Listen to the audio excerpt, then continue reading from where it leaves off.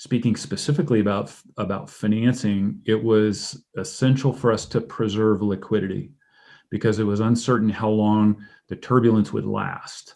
And so we needed to ensure that we would have liquid assets necessary to run the organization to accomplish those goals, to survive, to keep folks on staff, and to contribute to the community's recovery. And so we very quickly put into place, within a matter of days, put into place several cost controls. We, as a piece of that, I immediately increased the amount of contact I had with our controller.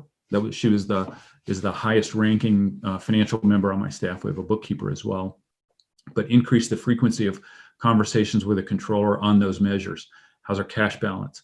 What's it saying? Like, what are our recent revenues like? And just to ensure that I had current information to make decisions with.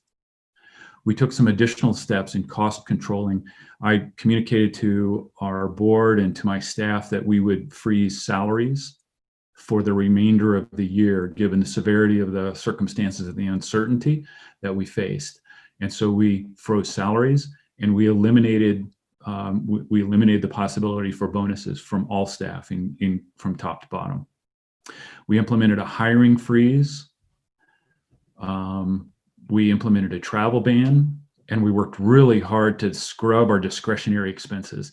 There's things, even if you think you're operating a bare bones level, you can find more bare bones than you have found so far. So we took all of those measures and all of those steps in very quick order to ensure that we were running as lean as possible, and yet still had the resources to accomplish those priorities. Once the scope of the challenges of the turbulence and the challenges that it caused were clear, we reforecast our budget. I didn't bother doing that in the initial days, even the initial weeks. It was several months before we did, because we had reduced our operating costs sufficiently that we were controlling everything we could control, essentially. And so that's one thing I didn't do immediately. We waited for a period of time to reforecast our budget. And when we knew that, when we had a